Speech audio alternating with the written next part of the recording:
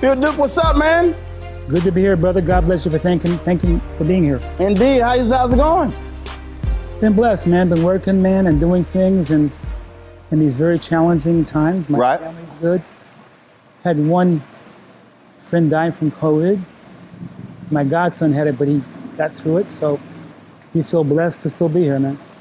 So you say you were working. You've been working on some interesting stuff. And one of the things that when I talked to Richard Lawson said this, he said, I like being old school, but operating in a 21st century world.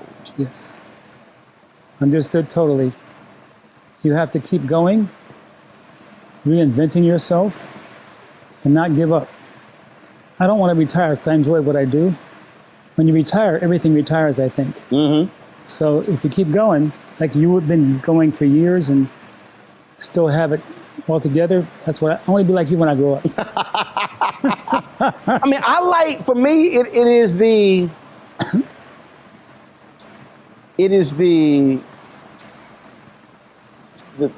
joy.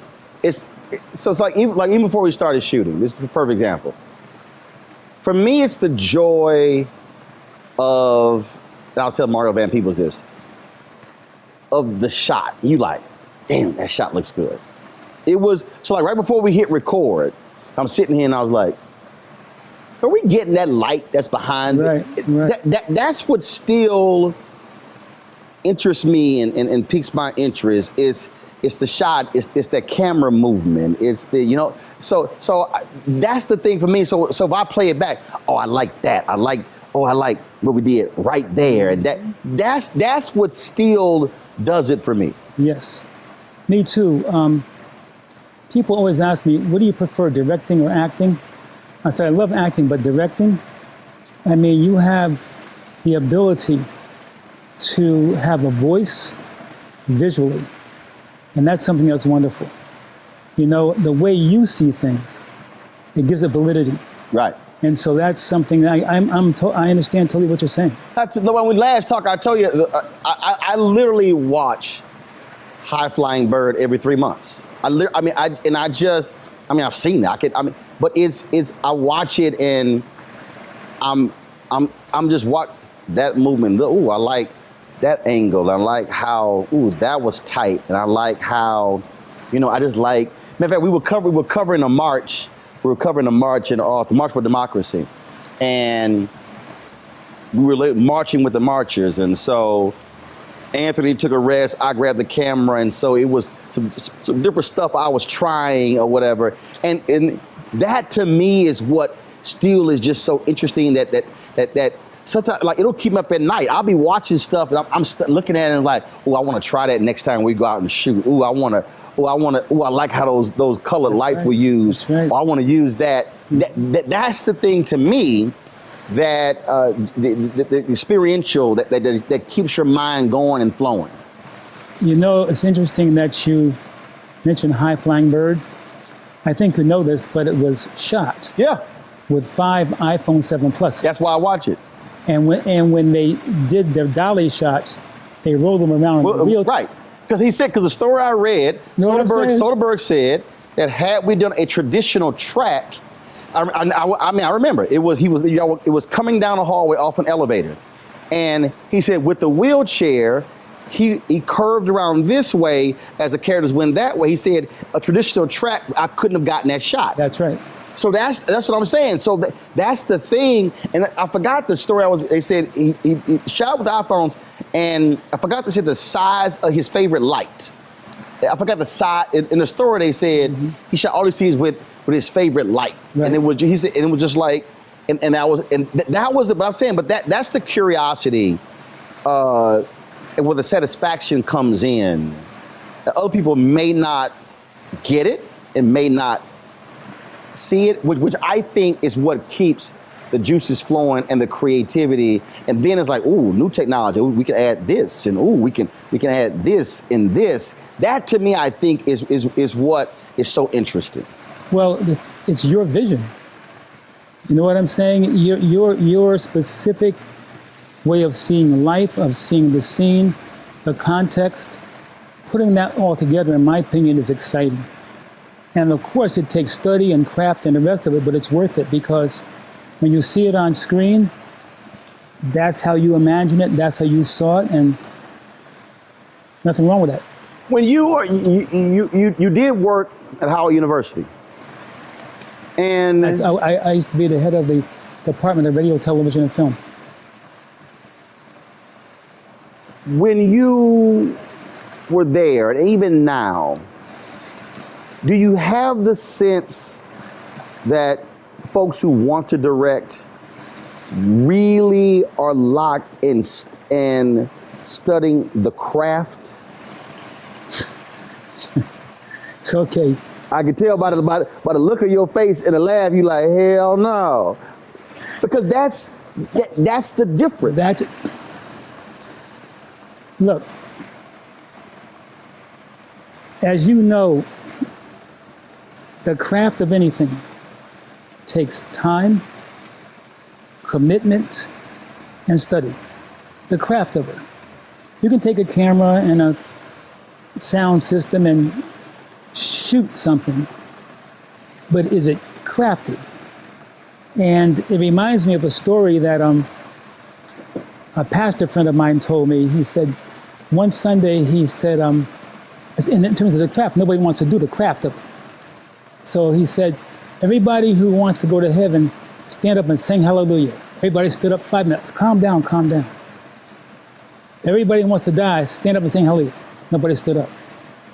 He said, how are you going to go to heaven if you don't die? So everyone wants to go to heaven, but the studying of the craft, as you know, you have to do it. You have to study it. It takes time to learn the beginning, middle, and end of a story, the beginning, middle, and end of a character. You know, what is a camera? What does it do? Right. What does a camera do? Right. Because camera tells stories, right? But nobody wants to do that. So my niece works for me, and I have a very small, it's a Sony HD camera, and then I've got, three Canon XA25, three XF405s, three C300s, and I said, so I'm gonna get this camera for you to shoot. And so I said, do you know how to shoot the camera? She said, yes. I said, no, you don't. I said, you know how to turn it on. You know how to press record. But you know how to use that camera. Mm-hmm. And I said, have you gotten intimate with the camera? So have you studied the camera? Studied the camera. I said, have you grabbed the manual and literally gone through all the functions? And what does it do? Mm-hmm. I said, have you pushed the camera to its limits? That's right.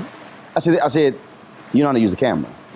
And I was trying to get her to understand that just pointing and shooting. I said, that's not it. That's why when my producers, I tell them, I want you to shoot. I said, but I don't want you to shoot with I don't want you to shoot with a monitor. Right. So you got a monitor on top of that camera there. I tell them, I don't want you to shoot. I said, I want you to shoot looking into the eyepiece. Yes. And so when I was at TV, one of my producers said, she's like, why? I said, because when you shoot into the eyepiece, I said, you are seeing the subject. I said, when you shoot with that video monitor, I said, you're actually seeing what's above the monitor, to the left, the bottom, and the right. I said, but when you in that eyepiece, you're looking at it, and I said, you're actually has an emotional connection with what you're seeing. I said, so then when you go into editing, then your first thing is, man, I wish we had this shot and this shot and this shot. I said, so now if you shoot as a producer, when you now go out, you now have developed an eye for what you actually want. Yes. For that photog to get for you. for you when you edit. That's right. And they were like, I said, I don't want you to just be a producer. I said, but you need to see it and feel it to understand how to actually be a better producer. Yes. Well, what you're talking about is not only people seeing it, but feeling And experiencing it. Yes. totally different thing. Yep. And that takes the craft and skill. As you say, what are you looking at? What are you feeling? If you don't feel nothing, then how do you expect me to feel it? Does that make any sense? Pull up a chair, take your seat. The Black Tape with me, Dr. Greg Carr, here on the Black Star Network. Every week, we'll take a deeper dive into the world we're living in. Join the conversation only on the Black Star Network.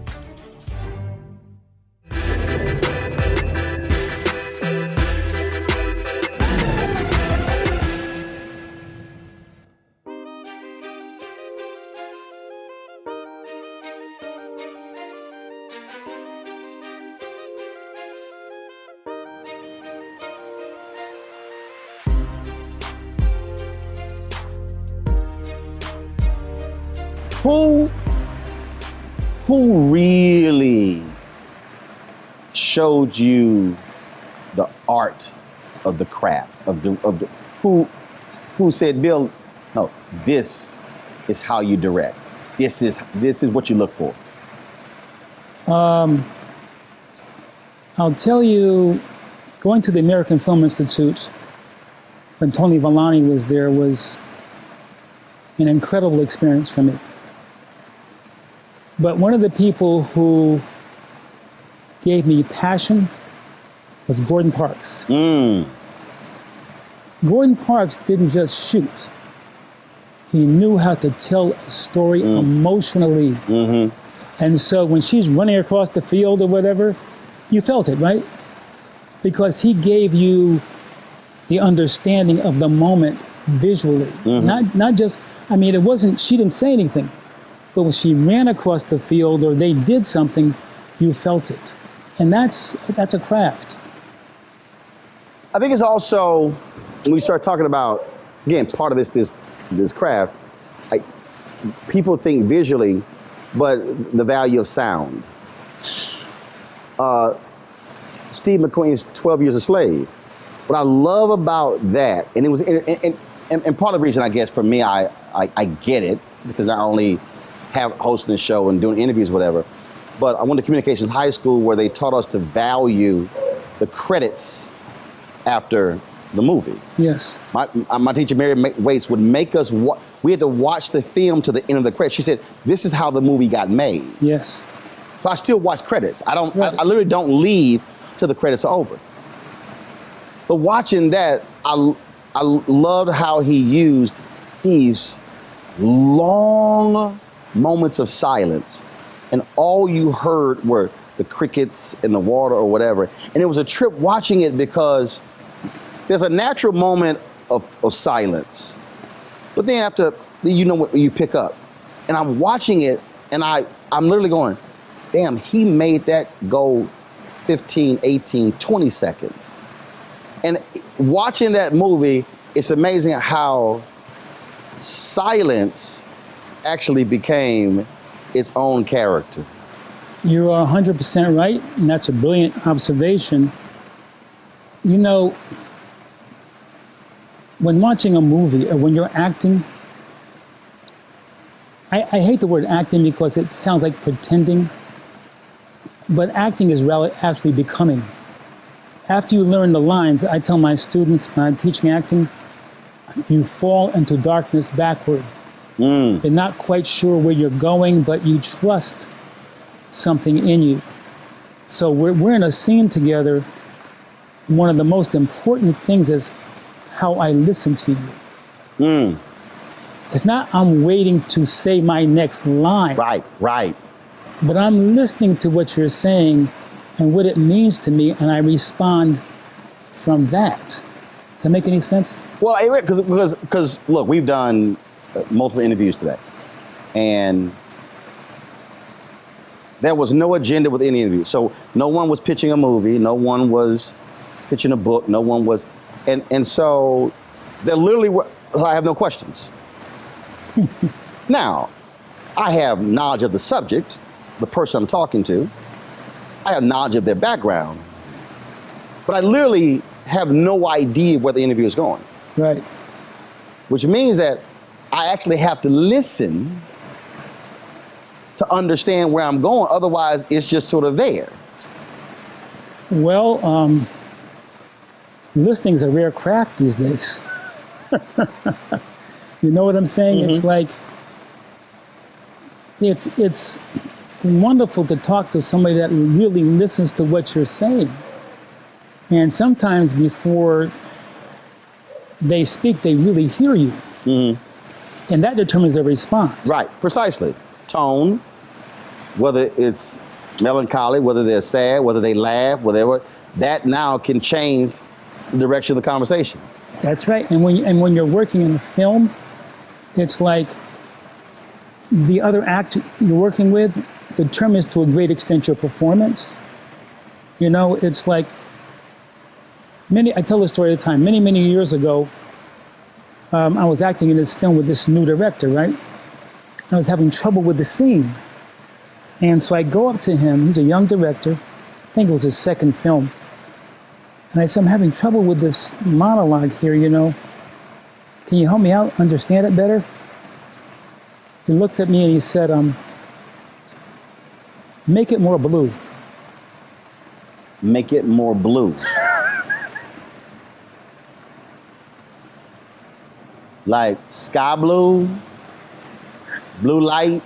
This is like 15 years ago. I still don't know what he was talking about. Make it more blue. Do you know what that means? I mean, Miles Davis kind of blue. Blue suede shoes. What? Wow. I had no idea. I just knew I was on my own.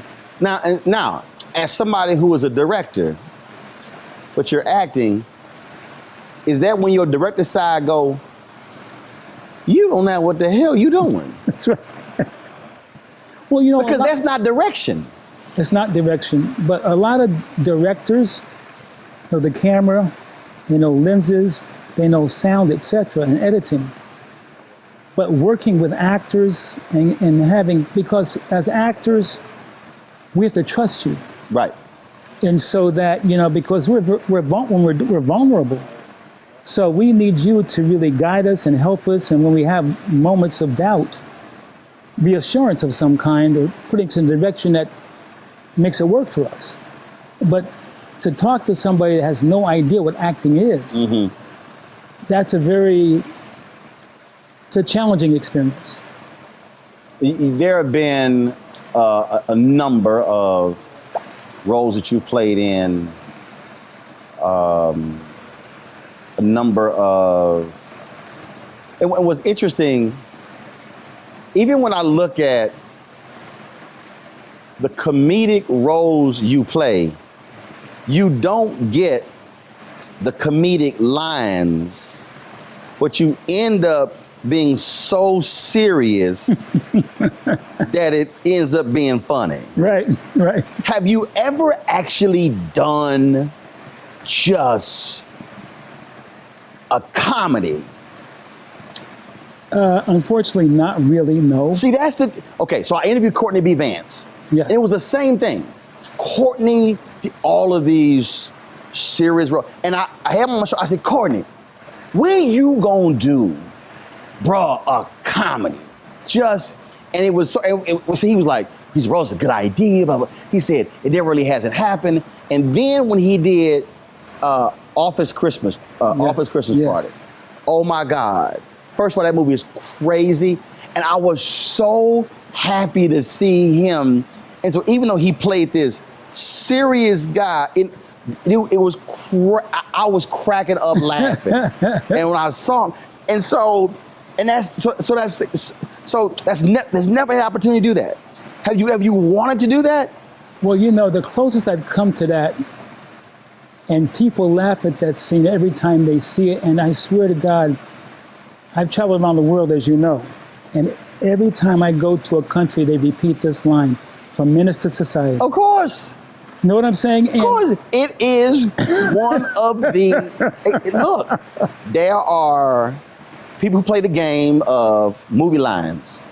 Bottom line, it is one of the most iconic lines in cinematic history.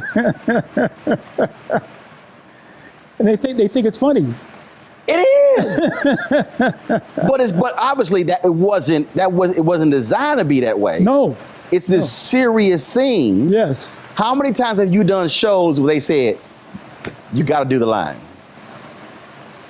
Well, it depends on the director. You know what I'm saying? And it's like working with creative people, they give you freedom. Now, was that written or did you come up with that? No, it was written. So it was written that way. Yeah. So when you read it, you were like, now did you refine how you did it, or the moment you read it, you knew I'm gonna play it this way? I kind of knew, how can I say this? The character came to me. Right. And when I went in the room with the darkness. Right. And this little kid, I felt like, how can I say, my father, if we ever lied to him. Right. He's like, you know what I'm saying? I became his father. Oh yeah. You know what I'm saying? See, I know that feel because it was when you went, what time? It was like the slow. If you lie to me one more time, that's right. That's like they slow down. It's like they enunciate every. That's exactly right. If you lie to me one more time, I'm gonna slap the shit out of you. That's right. That's what that. I'm telling. It is. I'm telling you. I don't care what. Man, I will go to YouTube and play that damn scene. You know you fucked up, right? That's right. That's right. That. It's like it reminds me. When. True story, man. If my sister and I were little kids, and my father and mother told us not to ride our bikes on the street but the sidewalk. In those days, there was like a community. Yes. So if Mrs. Johnson next door saw my sister and I riding our bike on the street, she would stand in front of us, told us to get our butts in her house in the living room and put our bikes on her porch. She would say, don't say a word. She would get on her phone and call my father at work and say, Bill, they rode the bikes on the street. My father would say, I'll be there in an hour. That was the longest hour. Precisely. Oh, I know of that. Our lives. Because we. Oh, you knew about to happen. My niece decided not to turn in homework for a couple of months. Now, my wife we've raised 6 of my nieces on numerous occasions. Mm-hmm. My wife was like, you're going to have to go to the school. Now I'm already pissed. Because see, now I got to stop what I'm doing. Mm-hmm. So, man, I go to the school. It's my oldest niece, Atlantis, one who worked for me. If I go to, I go to her room. I said, where's her desk? So I teach him, I'm pulling shit out the desk. It's stuffed all, all homework and stuff. Uh-huh. I said, how many assignments has she not turned in? Mm. So I'm done. So I'm about to leave. So I'm leaving. And they coming back from lunch, and I turn that corner, and they all lined up, and she see a bumper. And that's all I said. Uh-huh. See your ass at the school. That's right. So I know for the next 4 hours, she was. Right. So I go to school, pick her up. And it was literally, if you take that scene, and I'm driving, get your ass turn in your homework. Mm-hmm. No. You know what's going to happen when we get home, right? That's right. What's going to happen? Uh-huh. I'm going to get a whip? No. I'm going to beat your ass when you get home. That's exactly what it was. Look, man, there are consequences. But Roland, here's the thing. Today, if you spank them, that's abuse. No. You know, you know what I'm saying, though, right? You know they can call 911 on you now. As the comedian Thea Vidal said, she said her daughter's like, "Mommy, I can call a cop." She said, "Bitch, you gotta get to the phone." I'll never forget Thea Vidal, comedian in Houston. She said, "Help her, you gotta get to the phone." Get to the phone first. She said, I love it. She said, "You gotta get to the phone first." I love it. Yes. But it is, and I know you have to be saying, I have done all these movies. I have directed, acted, and that is the one. It's crazy. I was in Japan. I'm walking down the street. These two young boys passed by me. They turn and say, you. I say, yeah. You Bill Duke. I said, yeah. You know you don't puck up, right?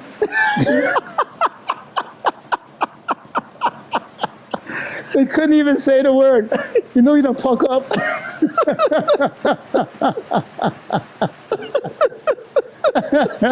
I laughed so hard, man. Don't you think it's time to get wealthy? I'm Deborah Owens, America's Wealth Coach, and my new show on the Black Star Network focuses on the things your financial advisor or bank isn't telling you. So watch Get Wealthy on the Black Star Network.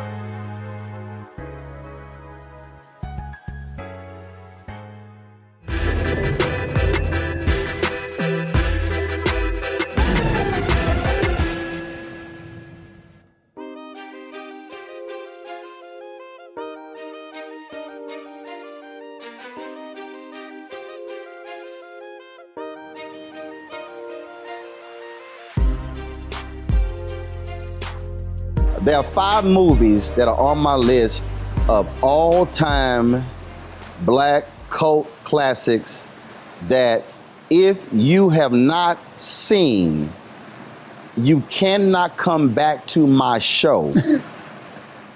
Like literally. Uh-huh. You cannot come back to my show. I've had people on my show, conversation come up, and I would say, have you seen Cooley High? If they say no, I'm like, you are not allowed. I will snatch black cards. Car Wash is one of those 5. Mm-hmm. You're playing Abdullah, Yes. you playing, and you play, and that is, and so same thing. That. Why do you think Car Wash is also iconic? Why? Well, I think one, the great Michael Schultz, great director, great human being. But at that time, you know, I don't even think I was acting, man. I was that angry. Really? I think. Because man, you would feel rage in that movie. Well, you know, at that time. What year was that? That was Car Wash was 70. I'll look it up. Don't worry about it. Was it 78, 79? I'll look it up. Keep going. Isn't that amazing? Is that amazing that you can do that right now? That's right. Do you know that I had one of the first cell phones? You know how big it was? That sucker was the size of a boulder. You remember that? Man, that was a brick. I thought I was so cool. You could hold a steel door open with that phone. It's the truth, man. That bad boy there was Car Wash, released October 22nd, 1976. 76. That was 3 weeks. That was 2 weeks before the presidential election. Mm-hmm. So when so that was released. So you shot that obviously before. So you said so you were angry.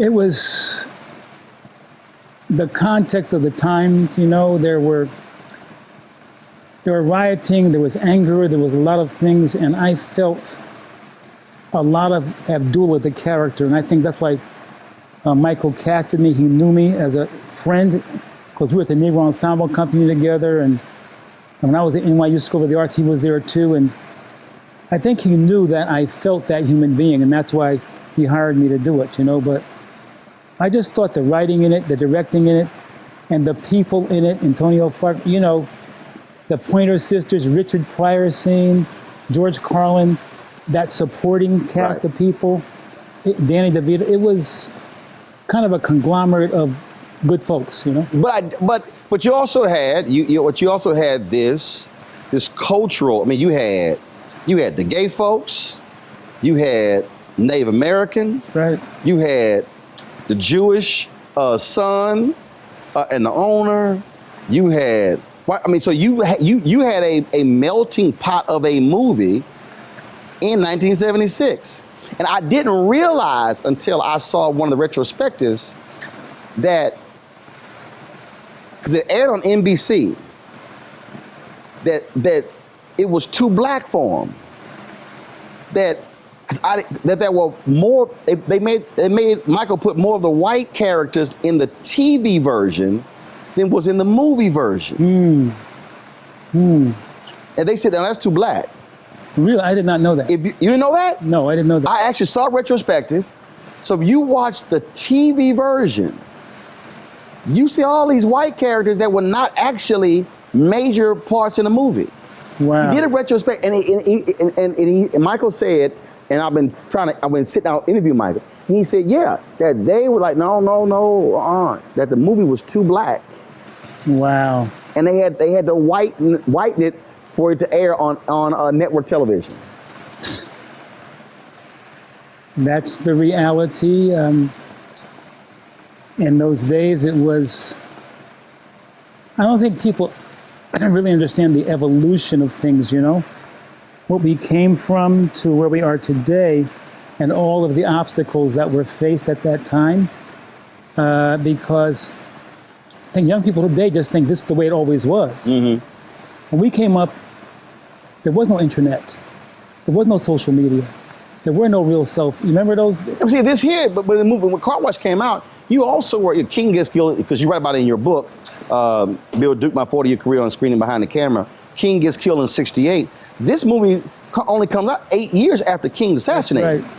So, that's also, I think, people don't realize. So the times operating in, which also made it a lot different. You were talking about, again, those moments, and I want you to talk about, because you write about it in the book, where you talk about, the section is called The Business. Most people focus on the show, but neglect the business. Yes. How do you have to learn that? What was there something was there a point where you were focused on the show and not the business, and if something happened where you went, oh, hold up, I better understand the business of the business. I came up in New York as a stage. I wrote plays and for the stage and directed my own plays, etc. Went through that whole process and became an actor in New York, NYU School of the Arts, and had a good acting career, etc. And I was always interested in directing film, but I was intimidated by the cameras, the lights, the size of the crews and everything. And so I was just like, was afraid to do all that. I was in a TV show called Palmerstown, USA. Oh, no, say that. Palmerstown, USA? Yeah, it's on CBS. Yes. Yes. Norman Lear. No, I remember, I watched the show. And Alex Haley. Yes. No, I remember the show. Yeah, 2 seasons. And I thought I had made it. It was like set in the South. Yes. Yeah, because I remember you in overalls. That's right, black family and white family. No, I remember. Yes. And I thought, hey, a TV series, da-da-da-da. After the series was canceled, I did not work for 2 years. Wow. And that's when I said, I think I better get over my fear of directing so I have other options. And that's when I went to the American Film Institute and started my directing training there. And so that's, that was a light bulb for me. See, that's the point that you just made there was interesting.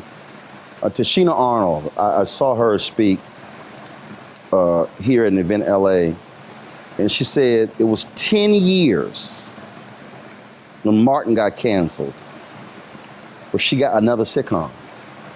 And she said, here I'm thinking, hit show, whatever. She said it was a decade between Martin and Everybody Loves Chris. She said 10 years. 10 years. Wow. You have to have, how can I say, those are not painless times, because people think rejection, or you just get over it, right? But you don't, man. They say don't take it personally, but when you're rejected and rejected and rejected and rejected and rejected, Right. something happens. And so to survive that, you have to have tenacity, reinvent yourself, self-worth, because what they're saying is that you're not worthy, you're not worth anything. And so you can't believe that, but I'm just simply saying it hits you.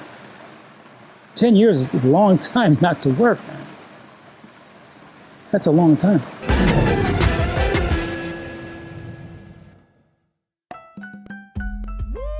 We're all impacted by the culture, whether we know it or not. From politics to music and entertainment, it's a huge part of our lives, and we're going to talk about it every day right here on The Culture with me, Faraji Muhammad, only on the Black Star Network.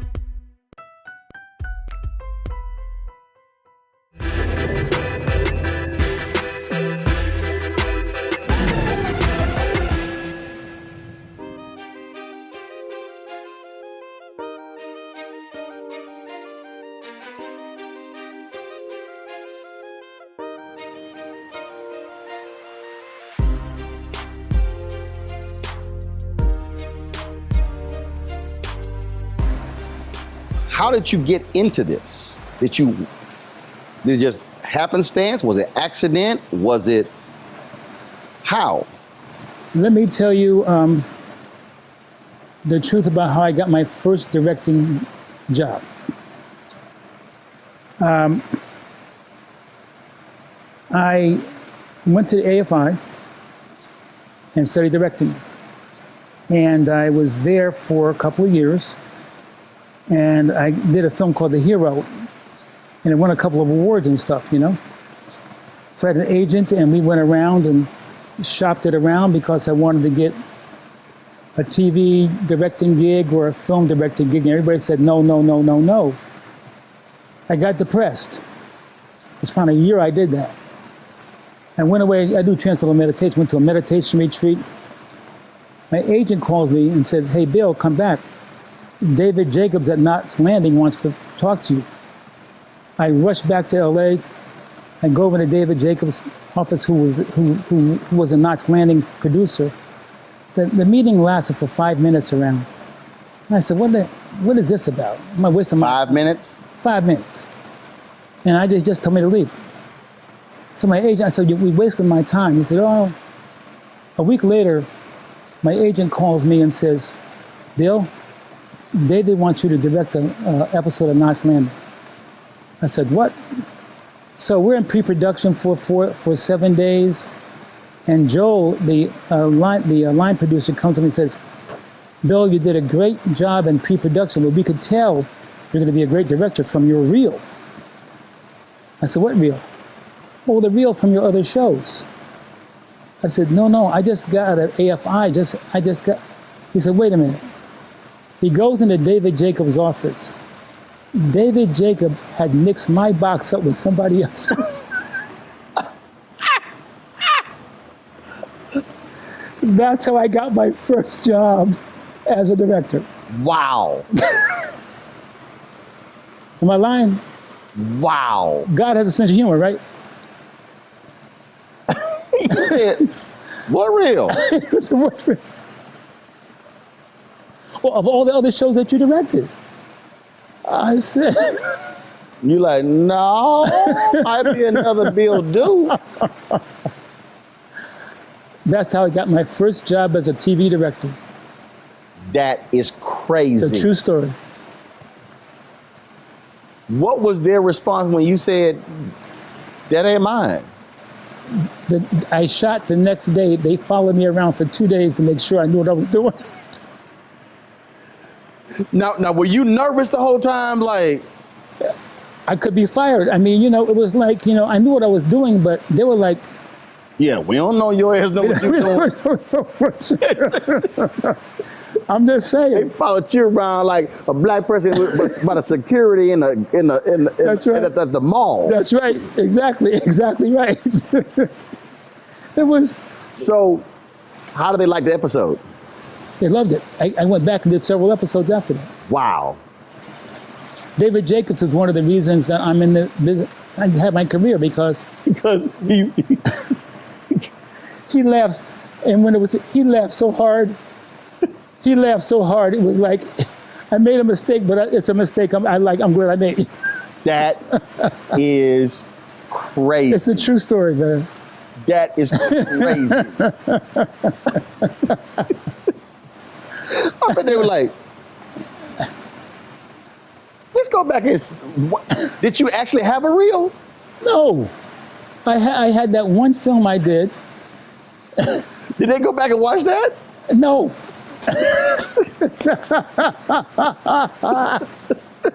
No, they couldn't hire another director because it was the first day of shooting. Right. So they had to let me do it. That means God has a sense of humor, right? Yeah, that's funny. They got your reel mixed up with somebody else. But what would you say?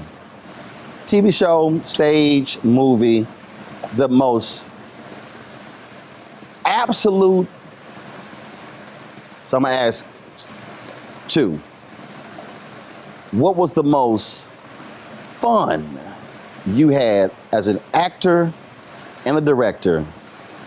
Doesn't matter what it was, directing or acting. The most, what project, what movie? Was it a movie? Was it TV? Was it big screen? Was it stage? Was it off Broadway? Where you just had fun?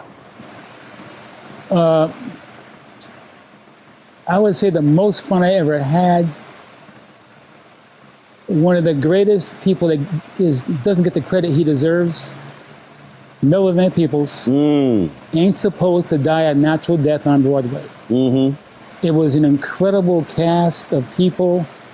As you know, acting on stage is different from being in a film. You don't get no second takes. Right. You do it or you don't. That's why I like live TV. I'm the same. And that red light, come on. Player, it's time to go. Time to go. And directing wise, Sister Act 2 with Whoopi was great. It was great. And also Deep Cover with Lawrence Fishburne and Jeff Goldblum. Oh, man. Those guys, to work with those guys, see how serious they are? They're two of the funniest people. Great sense of humor, you know? One of the best scenes was the sister, I cannot remember her name, she played the love interest. When they were arguing, she's like, "You're fucking up my high." Oh my God! I read later because she stopped acting because I think she has MS. Yes. And I saw because I was wondering what happened to her. But that I remember that because there was a guy I worked at the Austin American Statesman. I forgot his name. Was a television critic. You probably know. And he in his review, he said Deep Cover should have been Oscar nominated. That was. Thank you. That movie was no joke. I have that DVD is in my collection. Oh, beautiful. Thank you for that. Thank you. The Deep Cover, that was Goldblum, Fishburne. That was intense. I really enjoyed it. They were great to work with. The collaboration between the two of them. And they didn't give 100, they gave 1,000%. I mean, wonderful actors, but great people and talented. and they came ready.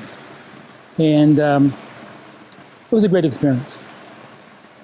What was the most intense that took a lot out of you to do? Oh. When I did Hoodlum in Chicago, there was a day that we worked 28 hours straight without sleep. Why?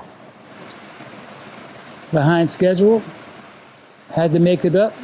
Wow. The studio said, you're wasting time and money. And so, and around the 26th hour, we were all exhausted, you know? And I don't know who it was. We were on a lunch break. Somebody started laughing. And you know that when you're everybody started laughing at the same time for maybe 10 minutes because we're just... That's called that tired laugh. You know what I'm saying? It was intense. It was intense. 28 hours straight. 28. See, that's the thing that, again, you talk about the business of the business. People don't see. You're the director. And when they say, Robert Townsend talked about this here when he hit 5 Heartbeats. When they said, Robert, you don't get this done, the insurance folks are taking over. So when you're directing, you ain't just floating and chilling. I mean, you got to keep this train on. And are they literally on set, like hour by hour, minute by minute, saying it costs this? They many times they don't say it. They're just there, and their presence says it. See, people don't understand. See, directing has 2 components. The creative process. You and the writer and the producers work together for a vision. You got to translate that vision to the actors, to the crew, to the staff, everybody. Sometimes almost 100 people, right? So you have one vision going in and everybody's on the same page. The second part of directing is management. And you're managing 3 things: time, people, and money. And if you can't manage time, people, and money, no matter how great a director you are. Right. And is that something that when you are teaching, you might have a student who is extremely creative, but they can't do that, and you say, one does not work without the other? Well, you may make the movie, and then you should put it in your closet. Because if you don't understand distribution, marketing, and the rest of it, it's like your grandfather gave you $100,000. Well, how are you going to market it? How are you going to sell the movie? They give him his money back. Right. A lot of people have passion. I'm not saying anything against passion. Right. But passion without a plan is called frustration. See, I tell people, I often am saying to staff, to others, the business of the business. That, sure, you can go out and shoot a great product. I mean, I have these conversations with folks all the time because, with technology, folks, oh man, this Sony camera and the red camera and oh man, it looks so awesome. And I remember I was having this, and he's like, oh my God, look great. And I said, they gonna see it right here. That's right. I said, nah. C300, the body is 9,000. The Canon XF405 is 3,000. And the Canon XA25 was $19.99. I said, if the XA25 was in 29.9 frame, I said, we ain't streaming in 4K. And we ain't streaming it in no 6K, 8K. I said, so why am I gonna sit here and spend a whole lot of time and money? I said, when it's gonna be 2 minutes right here. Right. And it was like, yeah, but it looks great. I said, yeah, but we ain't trying to sell this to a group of cinematographers. That's right. I said, we got to be able to eat. And a lot of people, as you're building, don't understand the business part. Before December, I couldn't afford the C300s. So my whole deal was, no, we gonna figure out how to shoot this with them XA25s. And then we got a little bit more money. That's when we bought the 4K 405s. Then we bought, now we got 5 C300. But it was, no, I was like, no, this is a business of the business. That's right. I'm not about to sit here and kill us financially to try to afford to rent one C300 or buy one C300. Hell, when I could buy 3 4Ks. But that's the business part that a lot of folk don't take the time to understand. Well, you know, you for years have had the ability to do two things. The visual part of it, right? But like experts like yourself, what you're filming, you get people emotionally attached to it. Because no matter what they see, like you see a lot of action movies, explosions and da-da-da-da. Nobody cares about anybody who dies. Right. But to make people care, Right. for the situation. Right? Right. See, what I try to tell folks is, you need to be able to shoot next week.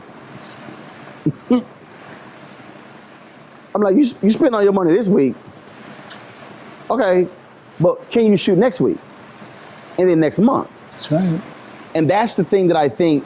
So when you talk about being a director, I remember when Selma, I read a story on Selma, and the story was on all of these directors who passed the movie up.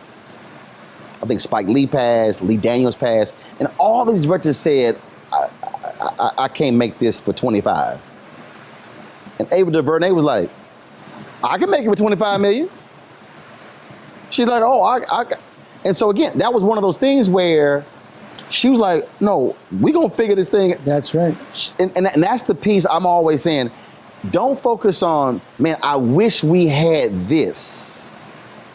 I'm like, we don't have that. Mm-hmm. So let's figure out how we gonna take this and make a great product. That's right. Well, I think that minorities and particularly black folks are alchemists. They gave us guts, turned them into chitlins. And we still do that today. Mm-hmm. It's alchemy, right? Mm-hmm. Now, what you give us... No, we're gonna figure it out. We're gonna figure it out. My grandfather could feed 50, 60 people in a house with 2 chickens and a pot of gumbo. Everybody had a piece of meat. Now, it wasn't a large piece of meat, but you got a piece of meat. That's right. In your gumbo bowl. That's right. That's exactly right. That's exactly right. And you will figure it out. That's right. Hi, I'm Dr. Jackie Hood Martin, and I have a question for you. Ever feel as if your life is teetering and the weight and pressure of the world is consistently on your shoulders? Well, let me tell you, living a balanced life isn't easy. Join me each Tuesday on Black Star Network for A Balanced Life with Dr. Jackie. We'll laugh together, cry together, pull ourselves together, and cheer each other on. So join me for new shows each Tuesday on Black Star Network, A Balanced Life with Dr. Jackie.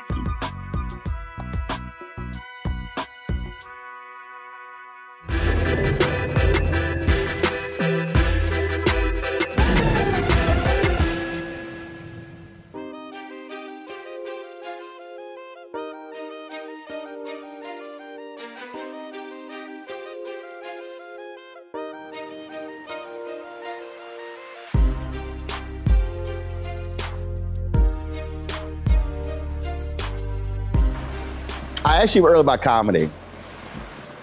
What is it? You've done a lot, but what is it that you have yet to do that you really, really, really want to do? Is there a particular project? Is there something on the acting or directing that you say, I got to do this? Well, actually, there are several things, you know. I'm trying to get it done for years, but it's been difficult. I want to do the Joe Louis story. People don't really know who Joe Louis really was. And there have been documentaries, but there's not, right. He was an activist. Oh. Big time. People don't know that. For black golfers?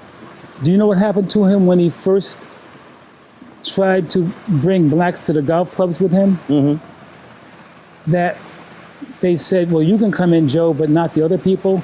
He said, no, if you don't let my friends come in, I'm gonna go to the paper. Say, okay. Yep.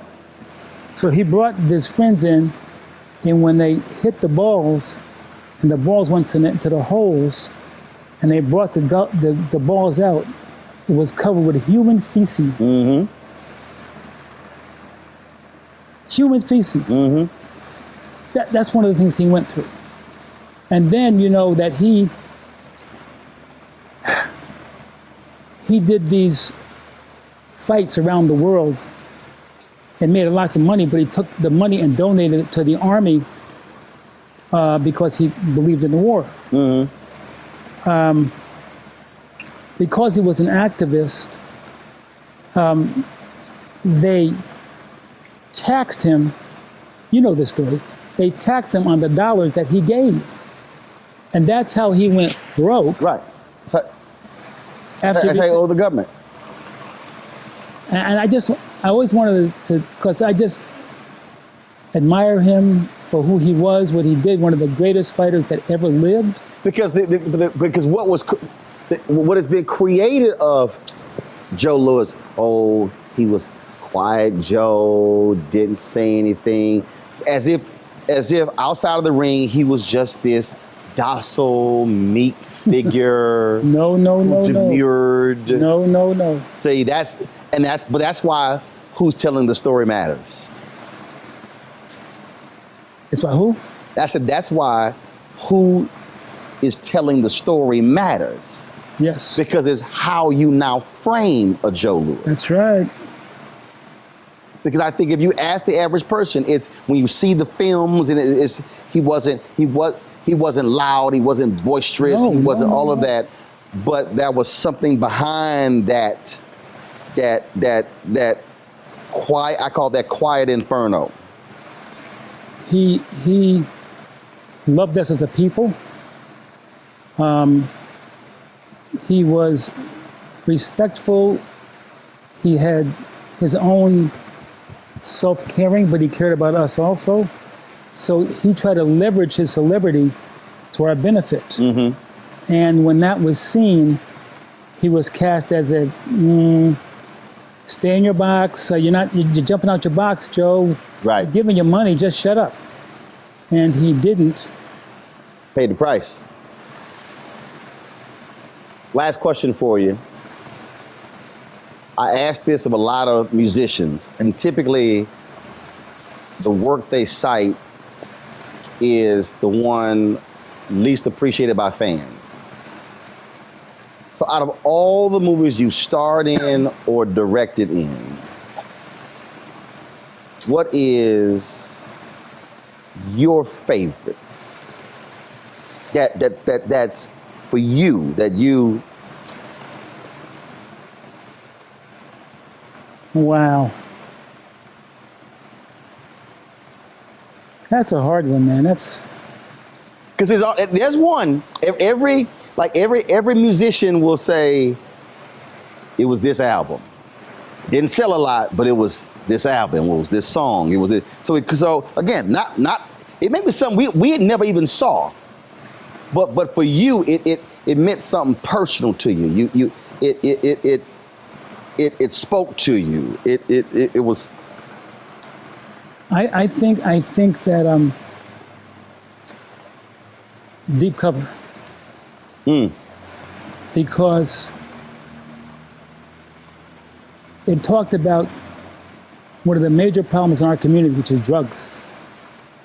And the gentleman who wrote the book was a drug enforcement agent who was fired because he was dealing with what he called the mules on the street, you know, those black folks that sold the drugs to each other on the street. And he said one day, wait a minute, this is a white guy.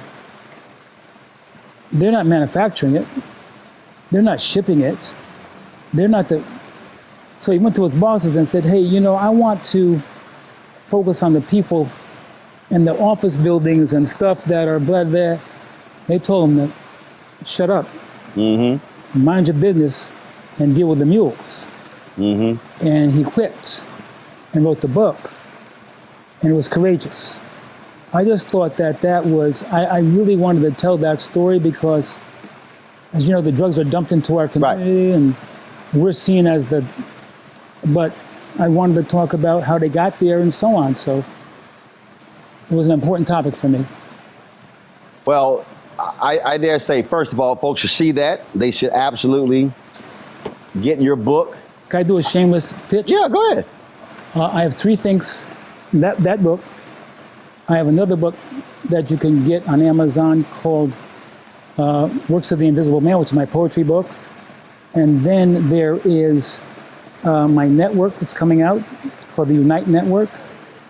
And The Journey, which is another book about life's journey. So I'm, you know, like you, man, I never want to stop working, man. I love what I do. And so don't know how much more time I have here, but I just want to keep doing what I love. Keep creating. It keeps you alive, right? That's right. That's right. Well, you talk about Deep Cover, and I know everybody loves and that iconic line in Menace to Society. But I dare say, if they watch High Flying Bird, they invented a game on top of a game. True story. And that's not just in sports. True, brother. They invented a game on top of a game. That's right. That one line. But I still think my favorite scene, though, is when y'all in the office and Sonia Son mentions slavery and you like... and then and she's sitting here, and then finally she's like, get the fuck out of my office. That's right. That's right. I love that scene. I love that scene. When you were like, do not mention slavery in my presence. I cracked, and she was like, what? Huh? Get the fuck out of my office. That's right, exactly right. I loved it, man. Oh my God, that cracks me up. That was, you know, again, working with Steven, man, is he is a courageous director that deals with topics that are controversial, and that's why I like working with him. It's my 3rd time working with him. Folks got to see it. I'll tell you. I love checking it out. I love it. Bill Duke, I appreciate it, my man. God bless you, man. Yes, sir. And thank you for your great work that you continue to do. And sincerely, man, I mean that. I appreciate it. Thank you. Thank you. All right.